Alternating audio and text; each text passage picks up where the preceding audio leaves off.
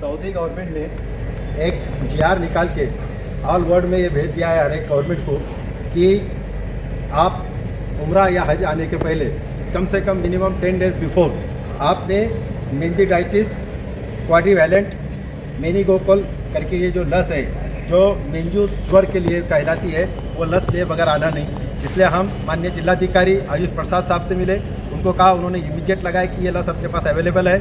इसलिए उन्होंने डीन ठाकुर साहब को फ़ोन लगाया, डीन ठाकुर साहब ने कहा कि अवेलेबल है, मेरी भी बात करा दी। फिर हम यहाँ पे आए, यहाँ आने पर पता चला कि डीन ठाकुर साहब छुट्टी पर है, जिनकी तरफ चार्ज है मारुति राव पोटे। हम उनसे मिले, उन्होंने पूरे हॉस्पिटल में चेक किया, उनके पास अवेलेबल नहीं है। फिर उन्होंने कहा कि जलगांव म्यूनसिपल कॉर्पोरेशन से कॉन्टैक्ट करो। हमने जलगांव म्यूनसिपल कॉर्पोरेशन के डॉक्टर गोलब साहब से बात की, उन्होंने कहा कि हमारे पास भी नहीं है। फिर उन्होंने कहा कि सिविल सर्जन से बात करो, मैंने सिविल सर्जन डॉक्टर किरण पाटिल से बात की, उन्होंने कहा कि हमारे पास भी नहीं है और ये काम सब गवर्नमेंट मेडिकल कॉलेज करता है। फिर हम और आके मैंने खुद कांटेक्ट किया गिरीश ठाकुर साहब से मोबाइल पे, उन्होंने कहा कि ये लस हमारे पास है, आप मेरे ऑफिस जाके मेरे स्टेनो को लेके मारुति राव पोटे साहब से मिलो। फिर हमने मिले, फिर विजय गायकवाड़ साहब जो उनके रजिस्ट्रार है वो भी आए, जो कि एमडी है यहाँ के, उन्होंने भी पूरा चेक किया और यही कहा कि ये लस हमारे पास अवेलेबल नहीं है।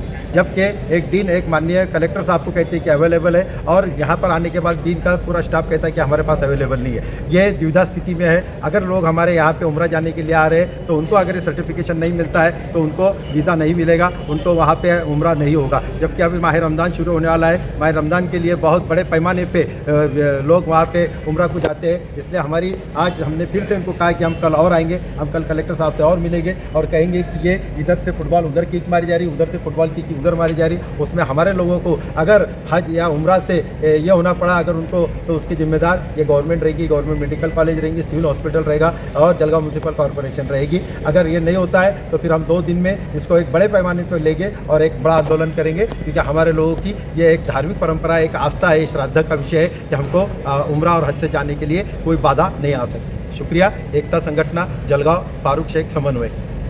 आज एकता संगठन के माध्यम से हम सब यहाँ पर माननीय जिलाधिकारी जलगांव के पास आए थे, क्योंकि हमारे लोग जो उम्रा और हज को जाने वाले, अभी खास करके उम्रा को जा रहे हैं और हम उम्रा रमज़ान के लिए बहुत बड़े पैमाने पे बुकिंग हो रहा है। लेकिन सऊदी गवर्नमेंट ने एक सर्कुलर निकाल के कंपलसरी कर दिया है कि जो कोई भी उम्रा को आएगा वो अपनी 10 दिन पहले, कम से कम जो गांव से निकलेंगे, जिस देश से निकलेंगे, 10 दिन पहले उन्होंने वो एक लस है जिसका नाम है मेनिंजाइटिस क्वाड्रिवैलेंट मेनिंगोकोकल, ये A+C+Y+W135 करके लस है। ये लस लेकर जो आएगा उसी को वहाँ एडमिशन मिलेगी, उसका सर्टिफिकेट रहेगा, उसके वीज़ा पे वो प्रिंट रहेगा कि हाँ इन्होंने वो लस लिया है। इसलिए जब हमारे लोग यहाँ पे गवर्नमेंट मेडिकल कॉलेज में आ रहे थे तो उनको ये लस नहीं मिल रही थी। इसलिए हम आज इमीडिएट कलेक्टर साहब से मिले, कलेक्टर साहब ने इमीडिएट हमारे सामने डीन गिरीश ठाकुर को फ़ोन लगाया और ये कहा कि ये तो अवेलेबल है, फिर आप इनको क्यों नहीं बोल रहे। उन्होंने भी कहा कि है अवेलेबल। अभी अगर ये डीन बोलते हैं कि अवेलेबल है कलेक्टर को और हमारे लोगों को नहीं देते हैं तो ये कॉन्ट्रडिक्टिव हो रहा है। इसके लिए हम फिर से डीन के पास जाकर उनको, हमारे जो भी उम्रा को जाने वाले साथी है उनको मैं